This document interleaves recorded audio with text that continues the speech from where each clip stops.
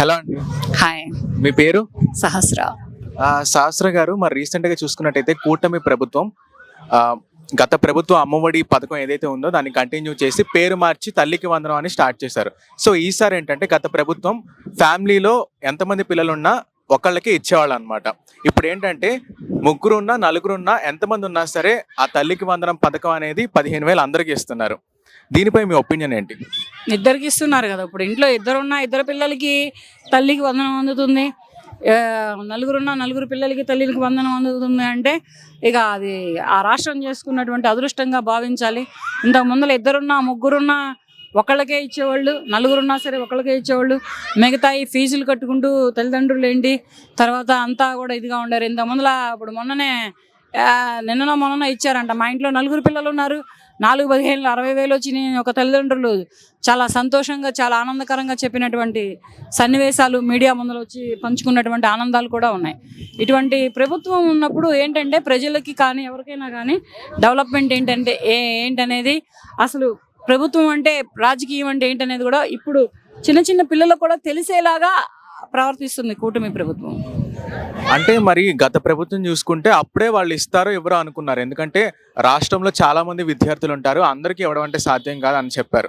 మరి ఇప్పుడు వీళ్ళు చూసుకుంటే ఇంట్లో పిల్లలు ఎంతమంది ఉంటే అంతమందికి ఇస్తున్నారు. మరి ఇది ఎక్కువ కాలం కంటిన్యూ అవుతుంది అంటారా ఈ పథకం? మరి ఇంతమందికి ఇచ్చేసరికి కూటమి ప్రభుత్వం ఉన్నంతకాలం అది కంటిన్యూ అవుతుంది. ఇక ఆ కూటమి ప్రభుత్వం ఇప్పుడు 2029లో కూడా వస్తే అదే కంటిన్యూ అవుతుంది, అదే కంటిన్యూ చేస్తారు కూడా.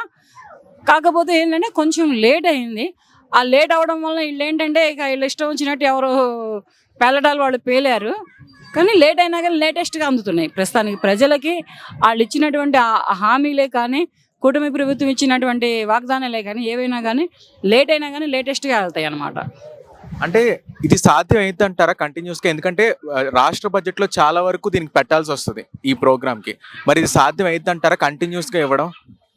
లేట్ అయినా కానీ అయ్యిద్దనే కదా చెప్తున్నారు ఇప్పుడు ప్రస్తుతానికి. ఎందుకంటే కంటిన్యూ చేస్తారు. ఇంత ముందల ప్రభుత్వం చేసిందిగా, ఇంత ముందల ప్రభుత్వం చేసి అప్పుల పాలు చేసి వెళ్ళిపోయింది. ఈ ప్రభుత్వం ఏంటంటే ఇప్పుడు ఫస్ట్ ఏదైనా కానీ దేశ విదేశాల నుంచి మన ఇండియన్ కంట్రీలో ఆంధ్రప్రదేశ్ రాష్ట్రాన్ని పట్టుకొస్తుంది. కూటమి ప్రభుత్వంలో ఉన్నటువంటి చంద్రబాబు నాయుడు గారు ఎలా ఉంటారంటే ఎక్కడ ఏ దేశంలో ఉన్నటువంటి కొత్త ప్రయోగాన్ని తీసుకొచ్చి మన ఇండియన్ కంట్రీలో అతను ఉన్నటువంటి రాష్ట్రంలో డెవలప్ చేయగలిగేటటువంటి ఉన్నటువంటి బ్రెయిన్ మిషనరీ కాదు, మేధస్సు ఉన్నటువంటి వ్యక్తి అనమాట. మేధస్సు ఉన్నటువంటి వ్యక్తి మన చంద్రబాబు నాయుడు గారు. దాని మీద ఏంటంటే అతను పట్టుకొస్తారు. ఒకప్పుడు మరి అన్నిటిని పట్టుకొచ్చిన పక్క రాష్ట్రాన్ని తెలంగాణ రాష్ట్రాన్ని డెవలప్ చేసింది అతనే కనుక ఇప్పుడు కూడా ఆంధ్రప్రదేశ్ రాష్ట్రాన్ని డెవలప్ చేసే సాధ్యుడు, ఏదైనా చేయగలిగినటువంటి మేధావి అయినటువంటి చంద్రబాబు నాయుడు గారే. మరి చూసుకున్నట్టయితే గత ప్రభుత్వంలో జగన్ ప్రభుత్వంలో ఈ అమ్మఒడి పథకం స్టార్ట్ చేశారు. మళ్ళీ ఈ ప్రభుత్వం దాన్ని కంటిన్యూ అంటే పేరు మార్చి కంటిన్యూ చేయడానికి గల కారణాలు ఏమంటారు? అంటే గత ప్రభుత్వం ఏమన్నా చేస్తే కొత్త ప్రభుత్వం వచ్చిన తర్వాత అది చేయరు అసలు జనరల్గా చూసుకుంటే. మరి వీళ్ళు దాన్ని కంటిన్యూ చేయడానికి గల కారణాలు ఏమై ఉంటాయి అంటారు? పిల్లల చదువులు. ఇప్పుడు ఇంత ముందులా ఆయన ఏమన్నాడంటే చంద్రబాబు నాయుడు గారు ఇంటికి నలుగురిని కనమని చెప్పాడు. ఇంటికి నలుగురిని కనండి అమ్మ పిల్లల్ని. ఇప్పుడు వెళితే దేశం ప్రయోగం నడిచే కొలది ఏంటంటే వృద్ధులు కనిపిస్తున్నారు, యువతలు కనిపించరు, ఇక యూత్ కనిపించదు కనుక ఇంటికి నలుగురిని కనమన్నాడు. అలాగే నేనేం చెబుతున్నానంటే గవర్నమెంట్కి కూటమి ప్రభుత్వానికి ఏం చెబుతున్నా అంటే ఫ్రీ విద్య, ఫ్రీ వైద్యం ఈ రెండు పెడితే ఏదైనా కానీ డెవలప్ అవుతుంది. ఎందుకంటే చదువు ఒకటి ఫస్ట్ స్టూడెంట్లో, వైద్యం ఒకటి, ఇవి రెండు ఉచితంగా పెడితే ఏ పథకాలు పెట్టినా పెట్టకపోయినా పర్వాలేదు. ఇవి రెండు ఉచితంగా పెడితే పిల్లలు చదువులు బాగుంటే ఇంటికి నలుగురిని కాదు 6గురినైనా కంటారు తల్లిదండ్రులు. చక్కగా డెవలప్ అవుతుంది, యువత పెరుగుతుంది, ఇక మీదట రాష్ట్రం సస్యశ్యామలంగా మారుతుంది. ఓకే అండి, థ్యాంక్ యూ. హలో అండి. హలో అమ్మా. మరి రీసెంట్గా చూసుకున్నట్టయితే కూటమి ప్రభుత్వం అమ్మఒడి ఆ పథకాన్నే ఈ ప్రభుత్వానికి తీసుకొచ్చి తల్లికి వందనంగా పేరు మార్చి ఇప్పుడు ఇస్తున్నారనమాట, తల్లుల అకౌంట్లో వేస్తున్నారు. సో మరైతే ఏంటంటే అంటే గత ప్రభుత్వం జగన్ ప్రభుత్వం ఇంట్లో ఒక పిల్లవాడికి లేదా ఒక పిల్లకి మాత్రమే వేసేవాళ్ళు 15,000. సో ఇప్పుడు ఈ ప్రభుత్వం ఏంటంటే ఇంట్లో ఎంతమంది పిల్లలు ఉంటే అంతమంది పిల్లలకి వేస్తున్నారనమాట. అంటే దీనిపై మీ ఒపీనియన్ ఏంటి? ఒపీనియన్ ఏముంటుందండి, కూటమి ప్రభుత్వం ఇచ్చిన మాట నిలబెట్టుకుంది. ఖచ్చితంగా 100% ఇస్తాము అని చెప్పింది, నిలబెట్టుకుంది. దానికి లోకేష్ బాబు కానీ, పవన్ కళ్యాణ్ గారు కానీ, చంద్రబాబు నాయుడు గారు కానీ నిబద్ధతతో పనిచేస్తున్నారు. ఖచ్చితంగా ప్రతి బిడ్డకి కూడా 15,000 రూపాయలు. అంటే 15,000 అంటే పూర్తిగా 15,000 రావు. స్కూల్ డెవలప్మెంట్ కోసం 2,000 రూపాయలు కట్ చేస్తున్నారు ప్రతి ఒక్కరికి. అది ముందు వైఎస్ఆర్సీపీ ప్రభుత్వంలో సేమ్ అదే జరిగింది, ఇక్కడ ఇదే జరుగుతుంది. కాకపోతే ఇక్కడ ప్రతి బిడ్డకి కూడా ఈ 15,000 రూపాయలు తల్లికి వందనం పథకం అమలు చేశారు. కాబట్టి ఖచ్చితంగా కూటమి ప్రభుత్వానికి హ్యాట్స్ ఆఫ్ చెప్పాల్సిందే. అయితే మరి చూసుకుంటే వైసీపీ ప్రభుత్వంలో కూడా ఇలా అమ్మఒడి అనే పథకం ఇంట్రడ్యూస్ చేసినప్పుడు నిజంగా ఇవన్నీ సాధ్యం కావు, ఇవ్వలేరని చెప్పారు. కానీ ఇచ్చి చూపించారు వైఎస్ జగన్.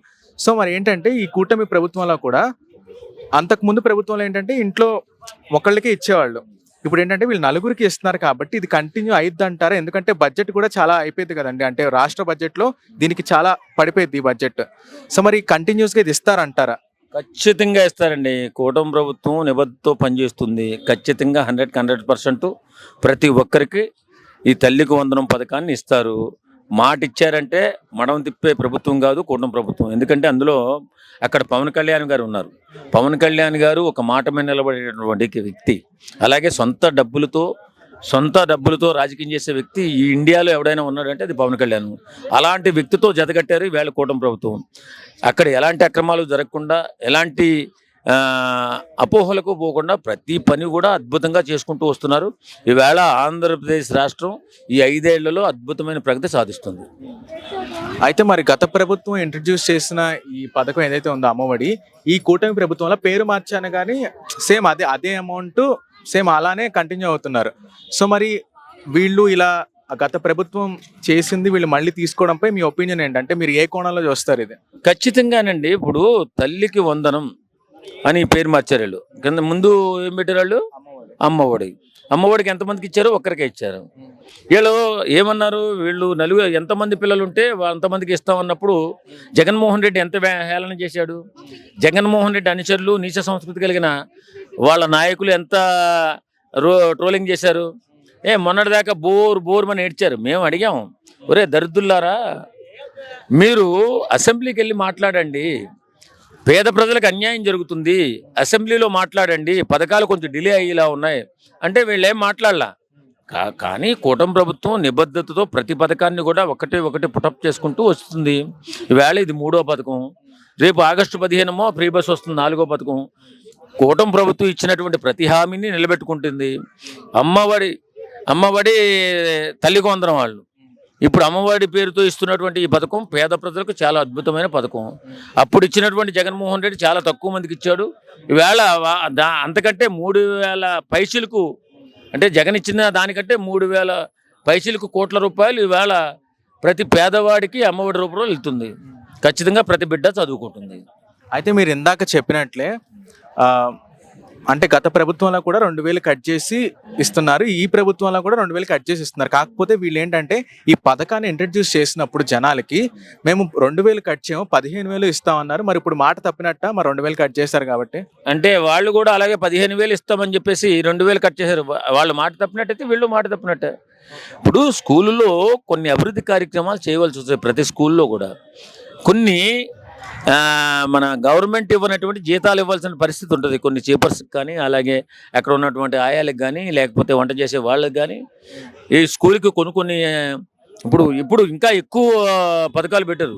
స్కూల్కి కరెంట్ ఫ్రీ, సన్నబియ్యమో భోజనం పిల్లలకి, ఇవన్నీ చేసుకుంటూ వస్తారు. కానీ కాబట్టి కొంత మెయింటెనెన్స్ అవుతుంది. కాబట్టి వీళ్ళు 2,000 రూపాయలు కట్ చేసుకుని గవర్నమెంట్ 13,000 రూపాయలు అందిస్తుంది. అద్భుతమే కదా, ప్రతి బిడ్డకి వస్తుంది, ఒక్కరికే ఇవ్వట్లేదు కదా, ప్రతి బిడ్డకి వస్తుంది. కాబట్టి అభివృద్ధిలో వాళ్ళు కూడా భాగం కావాలి కాబట్టి 2,000 కట్ చేస్తున్నారు, తప్పే ఉంది దానికి.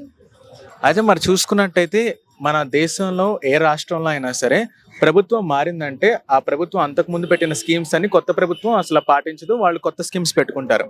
అయితే ఈ జగన్ ప్రభుత్వం స్టార్ట్ చేసిన ఈ అమ్మఒడి పథకాన్ని ఈ కూటమి ప్రభుత్వం ఇంకా ఎందుకు కంటిన్యూ చేయడానికి గల కారణాలు ఏమై ఉంటారంటారు? వీళ్ళకి బేజసాలు ఉండవండి. ఎందుకంటే కూటమి ప్రభుత్వంలో అద్భుతమైన వ్యక్తులు ఉన్నారు. అలాగే జనసేన నాయకుడు ఉన్నాడు అక్కడ. వాళ్ళ పేరు కోసం ఏం రాలా. ఇక్కడ పేరు కోసం అయితే పవర్ స్టార్ కంటే పెద్ద పేరు ఇంకేముంటుందండి.